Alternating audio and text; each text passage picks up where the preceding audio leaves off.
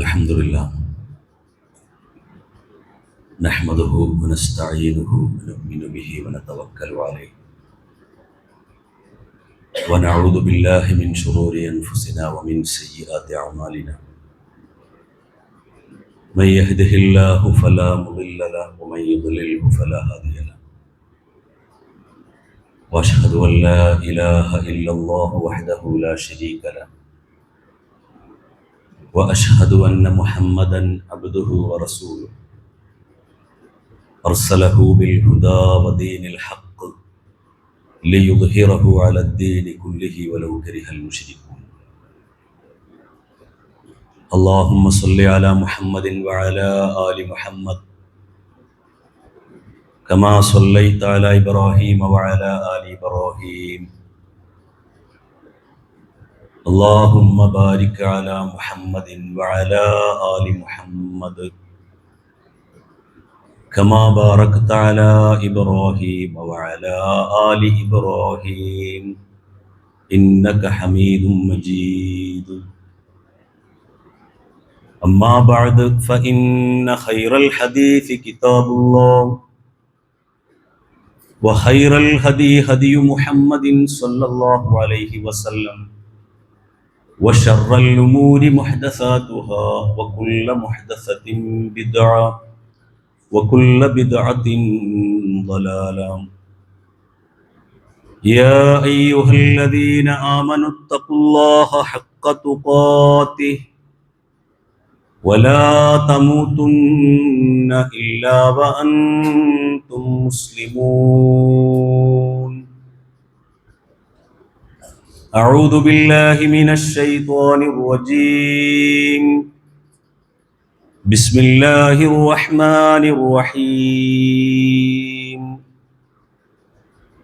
ولقد كرمنا بني آدم وحملناهم في البر والبحر ورزقناهم من الطيبات وفضلناهم على كثير ممن خلقنا تفضيلا. ഏറ്റവും ആദരണീയരായ സത്യവിശ്വാസികളായ സഹോദരന്മാരെ, സഹോദരിമാരെ, ജീവിതത്തിലുടനീളം അള്ളാഹുവിൻ്റെ ആജ്ഞാനിർദ്ദേശങ്ങൾ പരമാവധി പാലിച്ച് കഴിയുന്നത്ര സൂക്ഷ്മതയുള്ളവരായി ജീവിക്കണമേ എന്ന് ആദ്യമായി എന്നെയും തുടർന്ന് നിങ്ങളെ ഓരോരുത്തരെയും വളരെ ഗൗരവത്തോടു കൂടി ഉണർത്തുകയാണ്, വസിയത്ത് ചെയ്യുകയാണ്.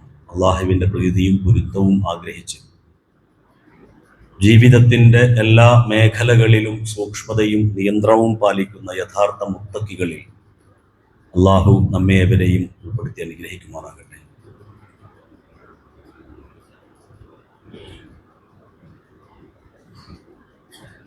മനുഷ്യരായ നാം ഓരോരുത്തർക്കും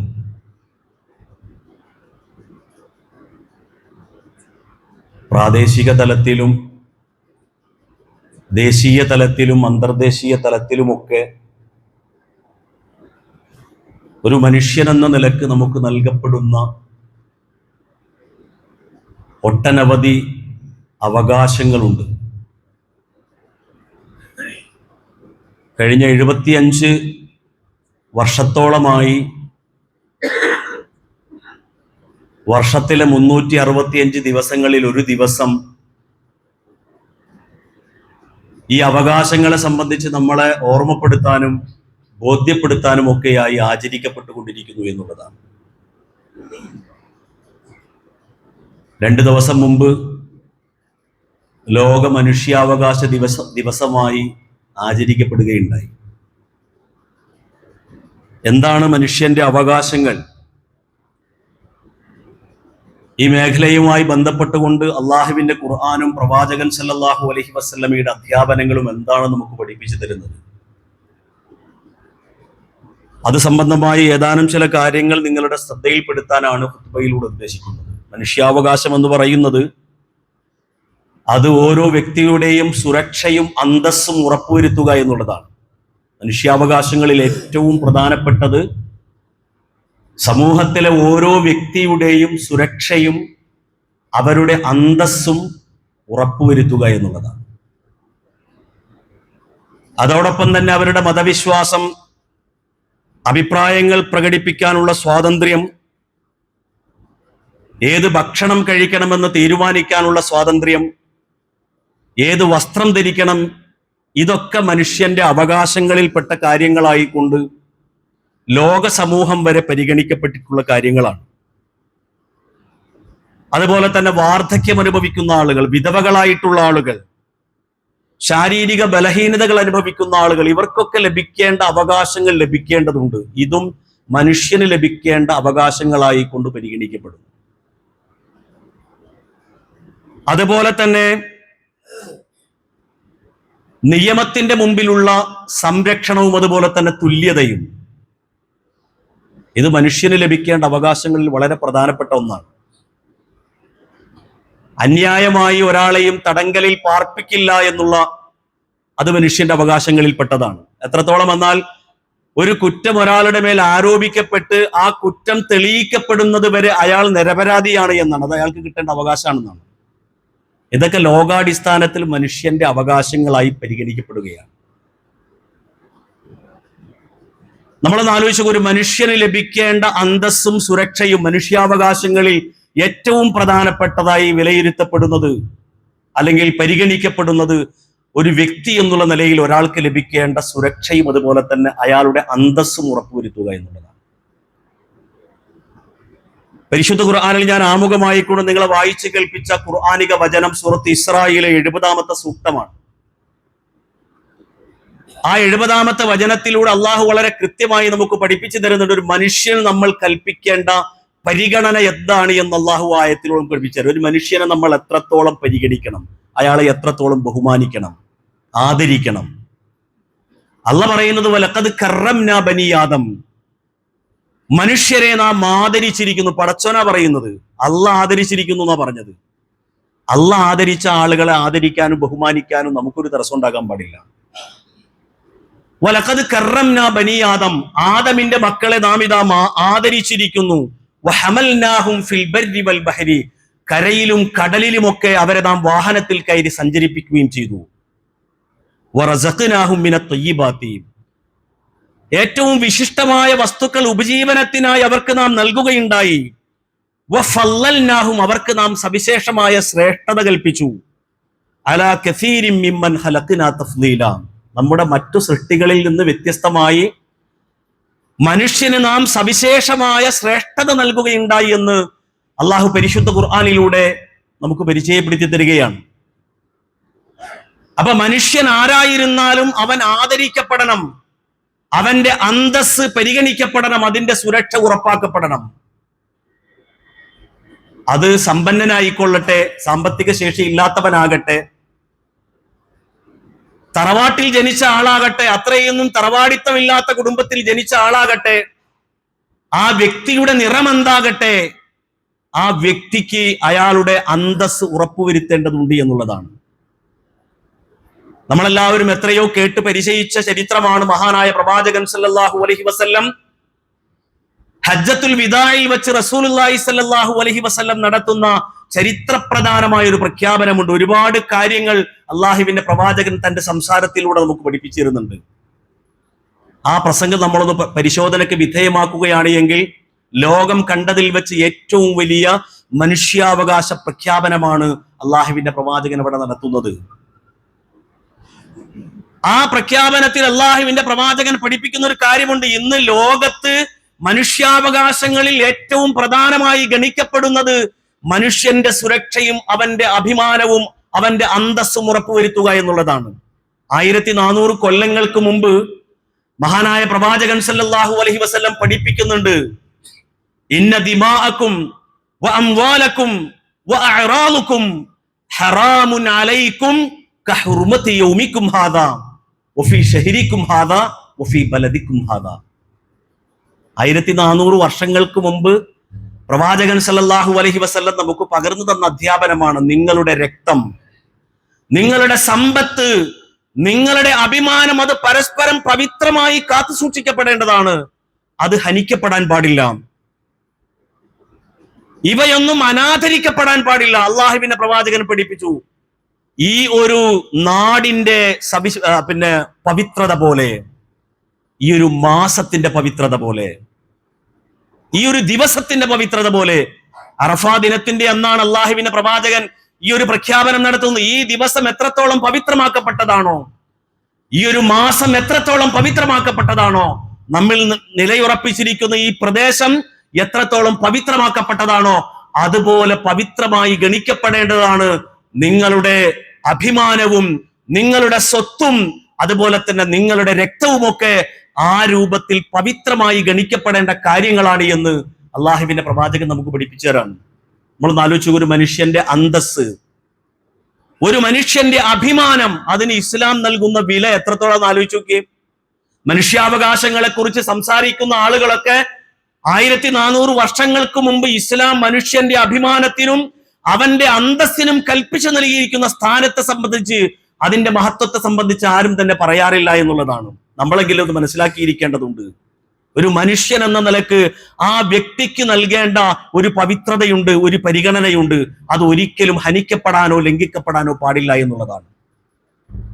നമ്മളൊക്കെ എത്രയോ കേട്ട് പരിചയിച്ച ചരിത്രമാണ്. ജാതിയും വംശവും ഒക്കെ അതിന്റെയൊക്കെ പേരിൽ ഒരാളെയും അപകീർത്തിപ്പെടുത്താനോ അടിച്ചമർത്താനോ പാടില്ല. അത് മനുഷ്യന് ലഭിക്കേണ്ട അവകാശങ്ങളായി കൊണ്ട് പരിഗണിക്കപ്പെടുകയാണ് ആധുനിക ലോകം. എന്നാൽ മഹാനായ പ്രവാചകൻ സല്ലല്ലാഹു അലൈഹി വസല്ലം ഇത് ഈ ചരിത്ര പ്രാധാന്യമുള്ള ഈ പ്രഖ്യാപനത്തിലൂടെ അള്ളാഹുവിന്റെ പ്രവാചകൻ പഠിപ്പിച്ചു, ലാ ഫളല ലി അറബിയ്യിൻ അലാ അജമിയ്യിൻ, ഒരു അറബിക്ക് അനറബിയേക്കാൾ ഒരു ശ്രേഷ്ഠതയുമില്ല. വെളുത്തവന് കറുത്തവനേക്കാൾ ഒരു ശ്രേഷ്ഠതയുമില്ല. നിങ്ങളുടെ നിറമോ നിങ്ങൾ പിറന്ന കുലമോ നിങ്ങളുടെ ജാതിയോ ഒന്നുമല്ല നിങ്ങളുടെ ആ മഹത്വം നിശ്ചയിക്കുന്ന മാനദണ്ഡമെന്ന് അള്ളാഹുവിന്റെ പ്രവാചകൻ അന്ന് പഠിപ്പിച്ചു. പ്രവാചകാധ്യാപനങ്ങൾ നമ്മൾ പരിശോധിച്ചു കഴിഞ്ഞാൽ ഇതൊക്കെ ഘോരഘോരം ഉദ്ഘോഷിപ്പിക്കപ്പെട്ടുകൊണ്ടിരിക്കുന്ന 21-ാം നൂറ്റാണ്ടിൽ പോലും ജാതിയുടെയും അതുപോലെ തന്നെ നിറത്തിന്റെയും ഒക്കെ പേരിൽ കടുത്ത വിവേചനങ്ങൾ മനുഷ്യർ അനുഭവിച്ചു കൊണ്ടിരിക്കുന്ന ഒരു കാലഘട്ടത്തിലൂടെയാണ് നമ്മൾ കടന്നുപോയിക്കൊണ്ടിരിക്കുന്നത്. നമ്മൾ എത്രയോ കേട്ട ചരിത്രങ്ങളുണ്ട്, നടന്നുപോയ സംഭവങ്ങളുണ്ട്. അമേരിക്കയിൽ ജോർജ് ഫ്ലോയ്ഡ് എന്ന് പറയുന്ന ഒരു കറുത്ത വർഗക്കാരൻ, അയാൾ വ്യാജ കറൻസി കയ്യിൽ വെച്ചു എന്ന കുറ്റത്തിന്റെ പേരിലാണ് പിടിക്കപ്പെടുന്നത്. ഒരു വെള്ളക്കാരനായ ഒരു പോലീസുകാരന്റെ കാൽമുട്ടുകൾക്കിടയിൽ പിടഞ്ഞ് 9 മിനിറ്റോളം ശ്വാസം മുട്ടിയാണ് ആ മനുഷ്യൻ മരിച്ചുപോയത്. വ്യാജ കറൻസി കൈവശം വെച്ചതിന് ആ രാജ്യത്ത് എന്തെല്ലാം നിയമങ്ങളുണ്ട് നമ്മൾ ആലോചിച്ച് നോക്കൂ. അതിനേക്കാൾ വലിയ ഗുരുതരമായ പാതകങ്ങൾ ചെയ്യുന്ന ആളുകൾ എത്രയോ ഉണ്ട്. പക്ഷേ ആ മനുഷ്യന്റെ കഴുത്തിൽ കാൽമുട്ടമർത്തി 9 മിനിറ്റോളം ആ മനുഷ്യനെ പ്രയാസപ്പെടുത്തി, എനിക്ക് ശ്വസിക്കാൻ കഴിയുന്നില്ല എന്ന് ആ മനുഷ്യൻ വിലപിച്ചിട്ടും ഉറക്കെ വിളിച്ചു പറഞ്ഞിട്ടും അതൊന്നും കേൾക്കാൻ കൂട്ടാക്കാതെ തന്റെ കാൽമുട്ട അയാളുടെ കഴുത്തിൽ നിന്ന് എടുത്തില്ല എന്നുള്ളതാണ്. അത് തികഞ്ഞ വർണ്ണവിവേചനമാണ് എന്ന് വിലയിരുത്തപ്പെടുകയും ആ മനുഷ്യൻ പിന്നീട് കടുത്ത ശിക്ഷയ്ക്ക് വിധേയമാക്കപ്പെടുകയും ചെയ്യുകയുണ്ടായി. 21-ാം നൂറ്റാണ്ടിലാണ് സംഭവിക്കുന്നത്.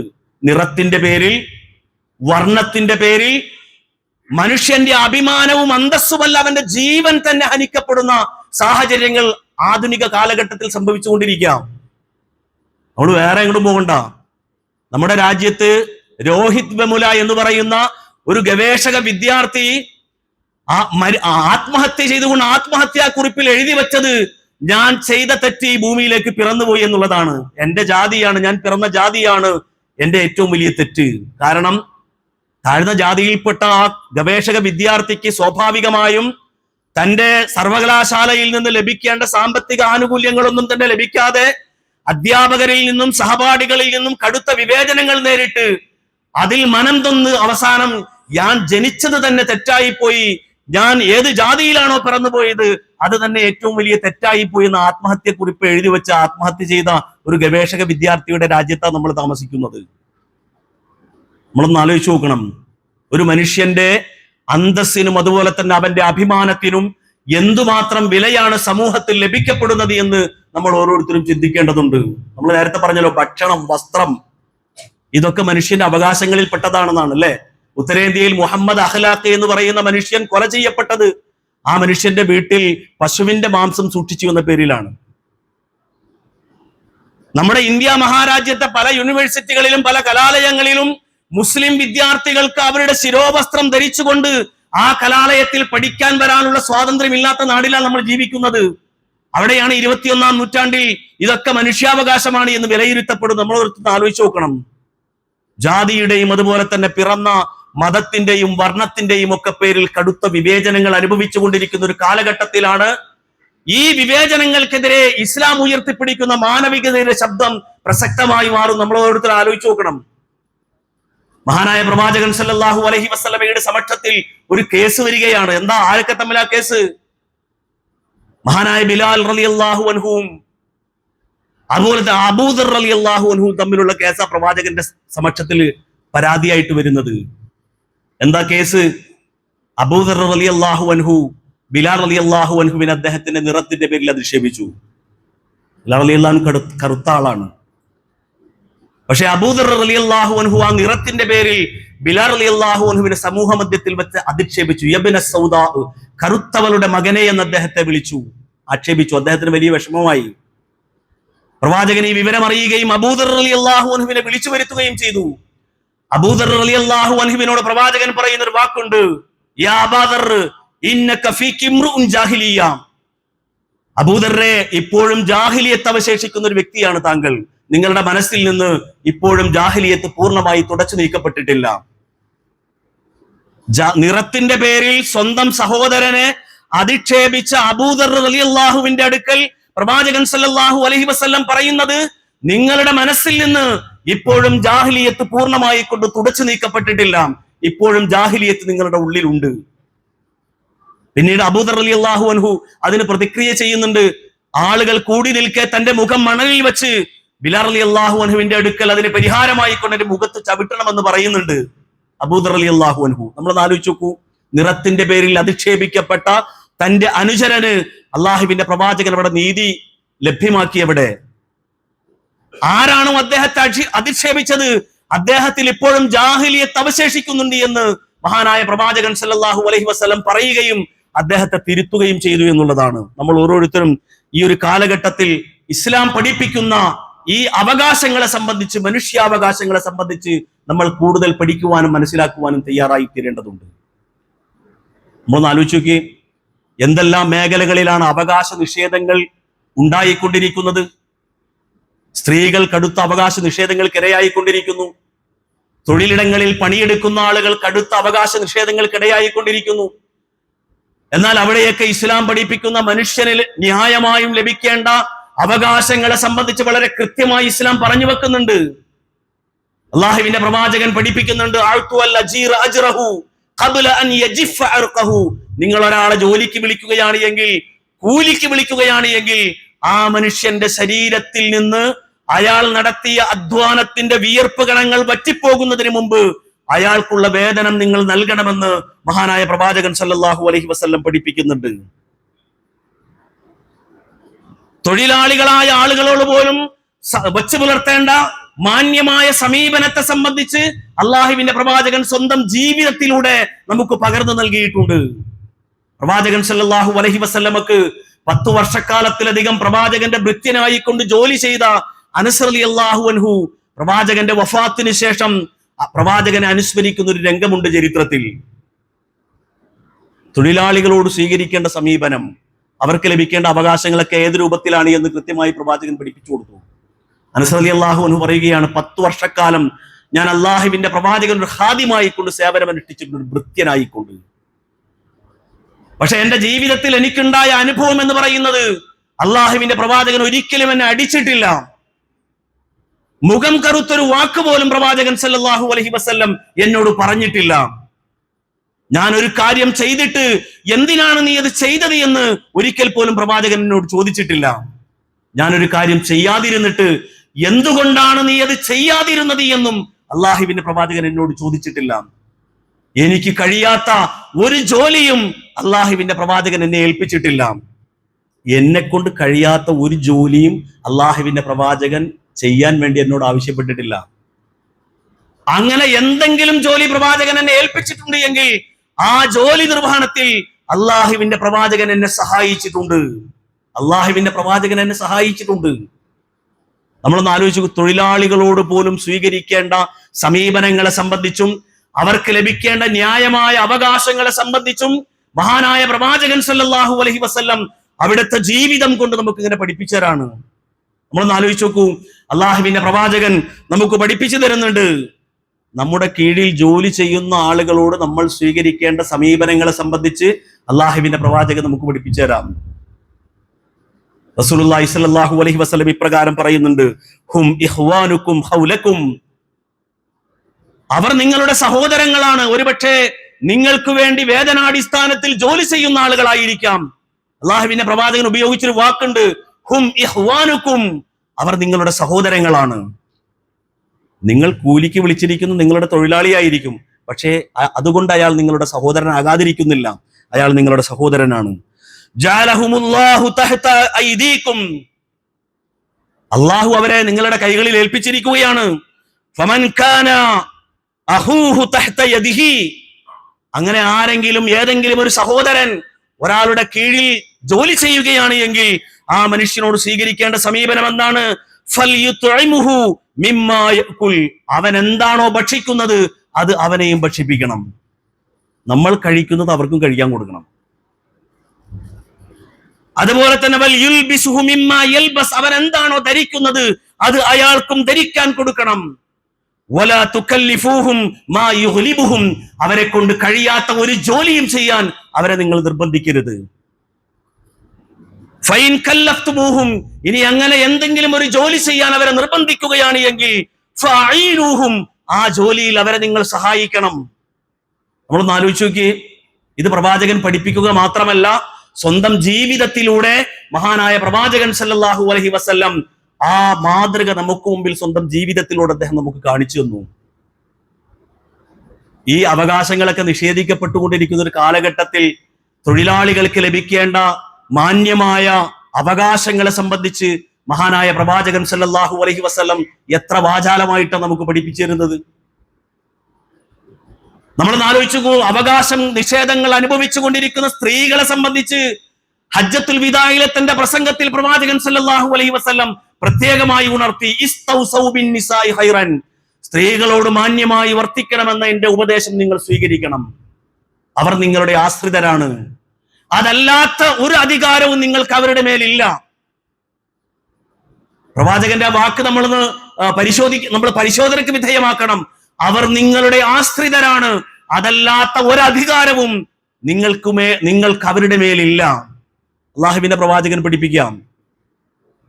അപ്പൊ സ്ത്രീകൾക്ക് ലഭിക്കേണ്ട അവകാശങ്ങളെ സംബന്ധിച്ച്, തൊഴിലാളികൾക്ക് ലഭിക്കേണ്ട അവകാശങ്ങളെ സംബന്ധിച്ച് ഒരു മനുഷ്യൻ എന്ന നിലക്ക് സ്വാഭാവികമായി ലഭിക്കേണ്ട അവകാശങ്ങളെ സംബന്ധിച്ച് മഹാനായ പ്രവാചകൻ സല്ലല്ലാഹു അലൈഹി വസല്ലം വളരെ കൃത്യമായി നമുക്ക് പഠിപ്പിച്ചു തന്നു എന്നുള്ളതാണ്.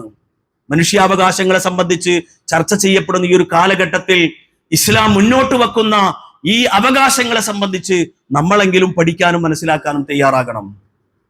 ഒരു മനുഷ്യന്റെ അന്തസ്സും അതുപോലെ തന്നെ അവന്റെ സുരക്ഷയുമാണ് മനുഷ്യാവകാശങ്ങളിൽ ഏറ്റവും പ്രഥമ പരിഗണന നൽകേണ്ട കാര്യങ്ങളെന്ന് ആധുനിക സമൂഹം വിലയിരുത്തുമ്പോ പരിശുദ്ധ ഖുർആൻ മനുഷ്യന്റെ അഭിമാനത്തിന്, അവന്റെ അന്തസ്സിന് നൽകിയിട്ടുള്ള വില, ഒരു മനുഷ്യന്റെ അഭിമാനത്തിന് ഒരു മുസ്ലിം കൽപ്പിക്കേണ്ട വിലയെ സംബന്ധിച്ച് പ്രവാചകൻ സല്ലല്ലാഹു അലൈഹി വസല്ലമയുടെ അധ്യാപനങ്ങളൊക്കെ നമ്മുടെ ജീവിതത്തിൽ വലിയ പാഠമായി മാറേണ്ടതുണ്ട്. നമ്മുടെ സംസാരം കൊണ്ട്, നമ്മുടെ പെരുമാറ്റം കൊണ്ട്, അല്ലെങ്കിൽ നമ്മുടെ ധാർഷ്ട്യത കൊണ്ട്, നമ്മുടെ സാമ്പത്തിക സ്വാധീനം കൊണ്ട് ഒരാൾക്കും ലഭിക്കേണ്ട ന്യായമായ അവകാശങ്ങൾ നിഷേധിക്കപ്പെടുന്ന ഒരു സാഹചര്യം നമ്മുടെ ജീവിതത്തിൽ ഒരിക്കലും ഉണ്ടാകാൻ പാടില്ല. അങ്ങനെയൊക്കെ സംഭവിച്ചു കഴിഞ്ഞാൽ തീർച്ചയായും അത് വളരെ ഗുരുതരമായ അപരാധമായി കൊണ്ട് ഇസ്ലാം പരിഗണിക്കുന്നു.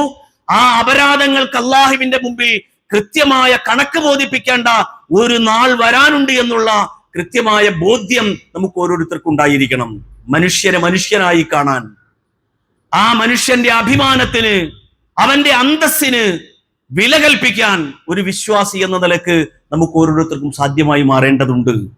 അപ്പോഴാണ് നമ്മൾ യഥാർത്ഥ വിശ്വാസികളായി മാറുന്നത്. ആ രൂപത്തിൽ നല്ല വിശ്വാസികളായിക്കൊണ്ട് ജീവിക്കുവാനും നല്ല വിശ്വാസികളായിക്കൊണ്ട് ഈ ദുനിയാവിൽ നിന്ന് മരണപ്പെട്ടു പോകുവാനുമുള്ള തൗഫീക്ക് അള്ളാഹു നമുക്ക് എല്ലാവർക്കും പ്രദാനം നൽകി അനുഗ്രഹിക്കുമാറാകട്ടെ.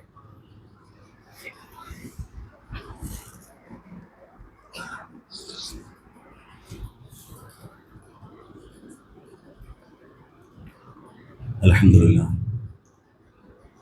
അസ്സലാത്തു വസ്സലാമു അലാ റസൂലിഹിൽ അമീൻ وعلى آله وصحبه أجمعين ومن تبعهم بإحسان إلى يوم الدين يا أيها الذين آمنوا اتقوا الله حق تقاته ولا تموتن إلا وأنتم مسلمون. സഹോദരന്മാരെ, സഹോദരിമാരെ, ജീവിതത്തിലുടനീളം അള്ളാഹുവിൻ്റെ ആജ്ഞാനിർദ്ദേശങ്ങൾ പരമാവധി പാലിച്ച് കഴിയുന്നത്ര സൂക്ഷ്മതയുള്ളവരായി ജീവിക്കണമേ എന്ന് ഒരിക്കൽ കൂടി ഉണർത്തുകയാണ്, ഉപദേശിക്കുകയാണ്.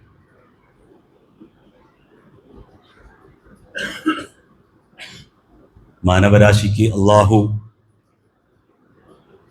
നൽകിയിട്ടുള്ള ഏറ്റവും മഹത്തായ ഒരു അനുഗ്രഹമാണ് മനുഷ്യന് മാർഗദർശനമായി കൊണ്ട് അള്ളാഹു വിശുദ്ധ വേദഗ്രന്ഥം അവതരിപ്പിച്ചു എന്നുള്ളത്.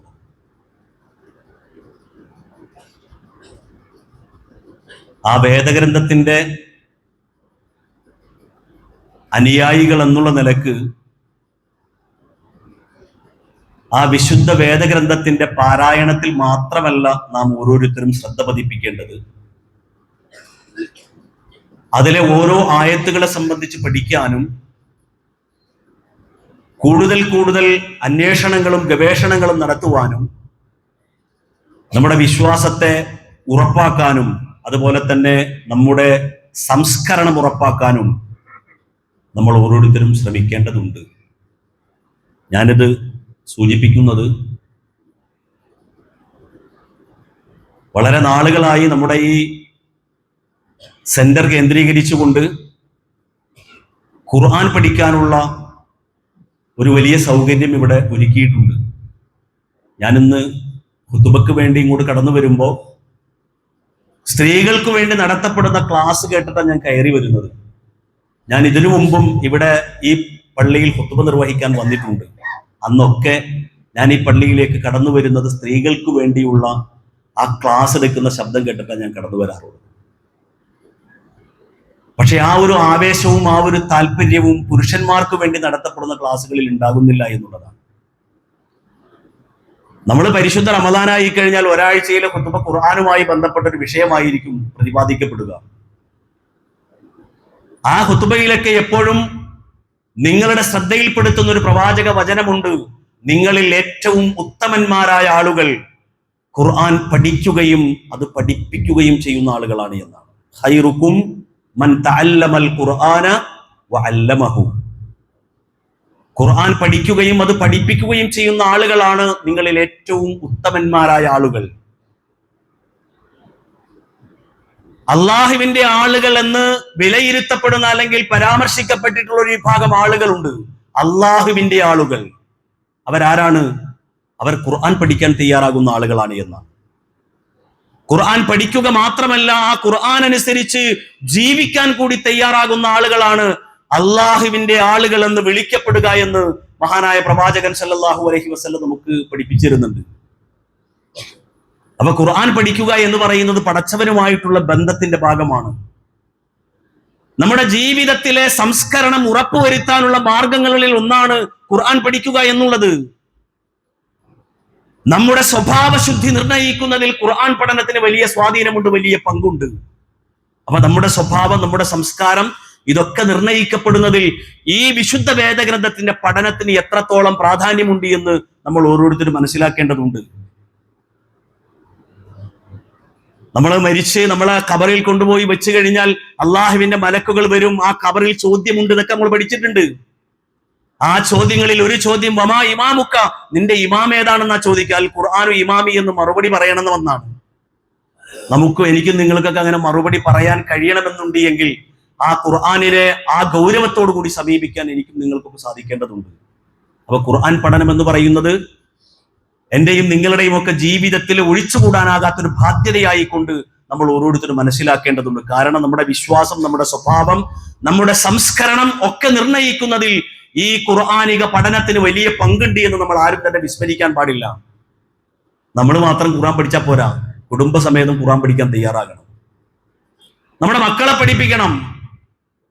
മഹാനായ പ്രവാചകൻ സല്ലല്ലാഹു അലൈഹി വസല്ലം ഒരു പിതാവിന് തന്റെ മകനോടുള്ള ബാധ്യതകളെ സംബന്ധിച്ച് വിശദീകരിക്കുന്നിടത്ത് അള്ളാഹുവിന്റെ പ്രവാചകൻ ആദ്യമായി കൊണ്ട് പഠിപ്പിക്കുന്നത് അൻ യുഅല്ലിമഹുൽ കിതാബ്, അവനെ അൽ കിതാബ് പഠിപ്പിക്കണമെന്നാണ്. നിങ്ങളുടെ മക്കൾക്ക് നിങ്ങൾ ഖുർആൻ പഠിപ്പിക്കണമെന്നാ പറഞ്ഞതിന്റെ അർത്ഥം. അൽ കിതാബ് എന്ന് പറഞ്ഞാൽ പരിശുദ്ധ ഖുർആനാണ്. അപ്പൊ ഒരു പിതാവിനെ സംബന്ധിച്ചിടത്തോളം തന്റെ മകനോടുള്ള ഒഴിച്ചുകൂടാനാകാത്ത ബാധ്യതകളിൽ ഒന്നായിക്കൊണ്ട് അള്ളാഹുവിന്റെ പ്രവാചകൻ പഠിപ്പിച്ചത് അൻ യുഅല്ലിമഹുൽ കിതാബ്, അവനെ വിശുദ്ധ വേദഗ്രന്ഥം പഠിപ്പിക്കണം. നമ്മളെല്ലാ വിദ്യാഭ്യാസം കൊടുക്കുന്നുണ്ട്.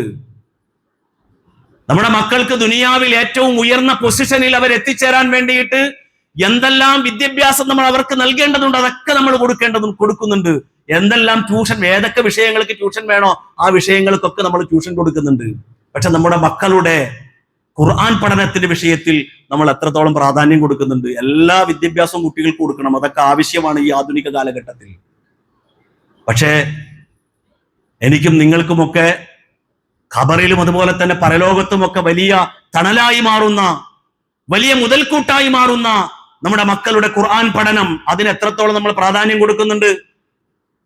മഹാനായ പ്രവാചകൻ സല്ലല്ലാഹു അലൈഹി വസല്ലം പഠിപ്പിക്കുന്നുണ്ട്, നാളെ പരലോകത്ത് വെച്ച് നമ്മളെ ഓരോരുത്തരും പടച്ചു വിളിക്കും. എന്നിട്ട് നമ്മുടെയൊക്കെ തലയിൽ അള്ളാഹു പ്രകാശത്തിന്റെ ഒരു കിരീടം അണിയിച്ചു തരും. ഒരു കിരീടം നമുക്ക് അണിയിച്ചു തരും. ഹദീസുകളിൽ നമുക്ക് കാണാൻ സാധിക്കും, സൂര്യൻ പ്രകാശിക്കുന്നത് പോലെ പ്രകാശിക്കുന്ന ഒരു കിരീടമായിരിക്കുന്നതാണ്.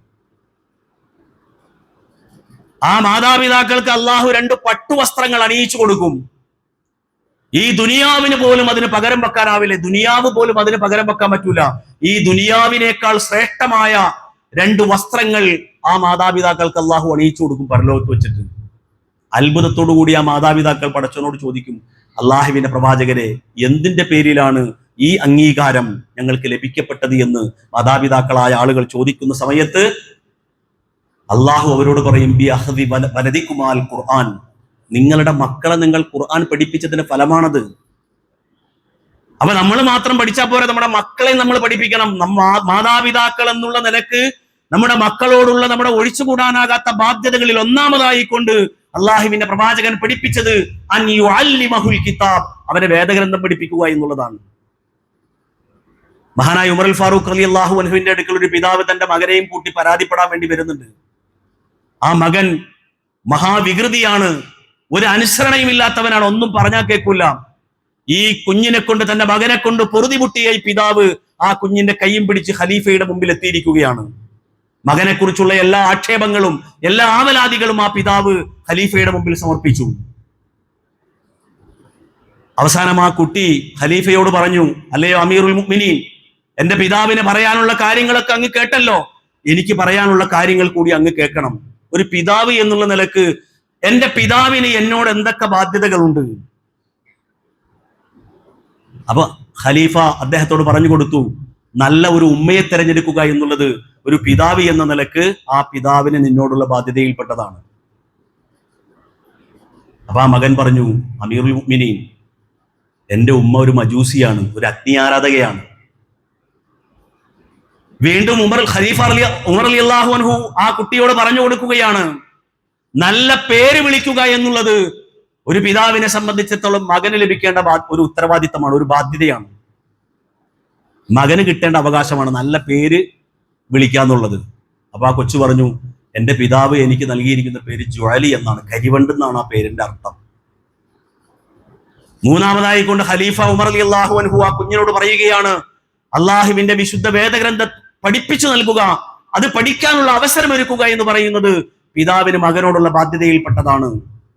അപ്പൊ ആ മകൻ പിതാവിനോട് ആ ഖലീഫയോട് പറയുന്നുണ്ട്, എന്റെ പിതാവ് ഈ ഖുർആനിൽ നിന്ന് ഒരു ഹർഫ് പോലും എനിക്ക് പഠിപ്പിച്ചു തന്നിട്ടില്ല. അപ്പൊ ഖലീഫ ഉമർ റളിയല്ലാഹു അൻഹു ആ പിതാവിനോട് പറയുന്നുണ്ട്, നിന്റെ മകന്റെ ഉപദ്രവത്തെ സംബന്ധിച്ച്, അവന്റെ അനുസരണയില്ലായ്മയെ സംബന്ധിച്ച് പരാതിപ്പെടാനാണ് നീ എന്റെ അടുത്ത് വന്നിരിക്കുന്നത്. പക്ഷേ നീ ദ്രോഹിച്ചിരിക്കുന്നത് നിന്റെ മകനെയാണ് എന്നാണ് എനിക്ക് മനസ്സിലാക്കാൻ കഴിയുന്നത് എന്ന് ഖലീഫ ആ പിതാവിനോട് പറയുന്നുണ്ട്. നമ്മൾ ഓരോരുത്തർ വളരെ ഗൗരവത്തോടെ ആലോചിക്കേണ്ട വിഷയമാണ്. നമ്മൾ മാത്രം ഖുർആൻ പഠിച്ചാൽ പോരാ, നമ്മുടെ മക്കളെയും നമ്മൾ ഖുർആൻ പഠിപ്പിക്കാൻ തയ്യാറാകണം. കുടുംബം ഒന്നിച്ചിരുന്ന് ഖുർആൻ വായിക്കുകയും ഖുർആനിന്റെ അർത്ഥങ്ങൾ വിശദീകരിക്കപ്പെടുകയും ചെയ്യുന്ന ഒരു കുടുംബാന്തരീക്ഷം എന്റെയും നിങ്ങളുടെയൊക്കെ വീടുകളിൽ ഉണ്ടാകണം.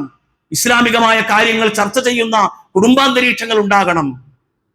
അപ്പൊ ഏറ്റവും പ്രധാനപ്പെട്ട കാര്യം ഖുർആൻ പഠനം എന്ന് പറയുന്നത് നമ്മുടെ വിശ്വാസം, നമ്മുടെ സ്വഭാവം, നമ്മുടെ സംസ്കരണം, ഇതൊക്കെ നിർണയിക്കുന്നതിൽ പരിശുദ്ധ ഖുർആനിന്റെ പഠനത്തിന് വലിയ പ്രാധാന്യമുണ്ട്, പങ്കുണ്ട് എന്ന് നമ്മൾ ഓരോരുത്തരും തിരിച്ചറിയുകയും എല്ലാ ബുധനാഴ്ചകളിലും മഗ്‌രിബ് നമസ്കാരത്തിന് ശേഷം ഇവിടെ നടക്കുന്ന ഖുർആൻ ക്ലാസ് പരമാവധി പ്രയോജനപ്പെടുത്താനും നിങ്ങൾ ഓരോരുത്തരും തയ്യാറാകണമെന്നുമാണ് ഈ അവസരത്തിൽ നിങ്ങൾ ഓരോരുത്തരെയും ഉണർത്താനുള്ളത്. അള്ളാഹുവിന്റെ ഖുർആനുമായി കൊണ്ട് ആ രൂപത്തിലുള്ള ഹൃദ്യമായ ഒരു ബന്ധം കാത്തു സൂക്ഷിക്കുന്ന യഥാർത്ഥ വിശ്വാസികളുടെ ഗണത്തിൽ അള്ളാഹു നമ്മെ അവരെയും ഉൾപ്പെടുത്തി അനുഗ്രഹിക്കുമാറാകട്ടെ. അള്ളാഹുവെ അറിഞ്ഞും അറിയാതെയും ജീവിതത്തിൽ സംഭവിച്ചു പോയ ചെറുതും വലുതുമായ മുഴുവൻ തെറ്റുകുറ്റങ്ങളും ഞങ്ങൾക്ക് നീ പുറത്തു മാപ്പാക്കി തരണമേ തമ്പുരാനെ. അള്ളാഹുവെ ഞങ്ങളുടെ കൂട്ടത്തിൽ രോഗങ്ങളെ കൊണ്ട് പ്രയാസങ്ങൾ അനുഭവിക്കുന്ന മുഴുവൻ സഹോദരീ സഹോദരങ്ങൾക്കും നീ ശിഫയും ആരോഗ്യവും പ്രദാനം നൽകി അനുഗ്രഹിക്കണമേ തമ്പുരാനെ. അർഹമുർ-റാഹിമീനായ റബ്ബേ, മാരകമായ രോഗങ്ങളിൽ നിന്ന്, വലിയ വലിയ ദുരന്തങ്ങളിൽ നിന്ന്, കടുത്ത സാമ്പത്തിക പ്രതിസന്ധികളിൽ നിന്ന് ഞങ്ങളെല്ലാവരെയും നീ കാത്തുരക്ഷിക്കണമേ തമ്പുരാനെ. അള്ളാഹുവെ ഞങ്ങളുടെ കൂട്ടത്തിൽ നിന്ന് മരിച്ചു വേർപിരിഞ്ഞു പോയ ഞങ്ങളുടെ മാതാപിതാക്കൾ, ഇണകൾ, മക്കൾ, ബന്ധുമിത്രാദികൾ, ഗുരുനാഥന്മാർ, മുഴുവൻ സത്യവിശ്വാസികൾക്കും നീ മഗ്ഫിറത്തും മർഹമത്തും നൽകി അനുഗ്രഹിക്കുകയും ഞങ്ങളെയും അവരെയും നീ നിന്റെ ജന്നാത്തുൽ ഫിർദൗസിൽ ഒരുമിച്ച് കൂട്ടി അനുഗ്രഹിക്കുകയും ചെയ്യണമേ തമ്പുരാനെ. അല്ലാഹുമ്മ ഗ്ഫിർ ലിൽ മുഅ്മിനീന വൽ മുഅ്മിനാത്ത് വൽ മുസ്ലിമീന വൽ മുസ്ലിമാത്ത് അൽ അഹ്യാഇ മിൻഹും വൽ അംവാത്ത് ഇന്നക മുജീബുദ് ദഅവാതി യാ ഖാദിയൽ ഹജാത്ത്. ربنا آتنا في الدنيا حسنة وفي الآخرة حسنة وقنا عذاب النار. اللهم أجرنا من النار، اللهم أجرنا من النار، اللهم أجرنا من النار. اللهم أعز الإسلام والمسلمين وأذل الشرك والمشركين. ربنا تقبل منا دعاءنا إنك أنت السميع العليم وتب علينا إنك أنت التواب الرحيم واغفر لنا يا غافر المذنبين وارحمنا بأنواع رحمتك يا أرحم الراحمين. والحمد لله رب العالمين وصلى الله تعالى وسلم على نبينا محمد وآله وصحبه أجمعين.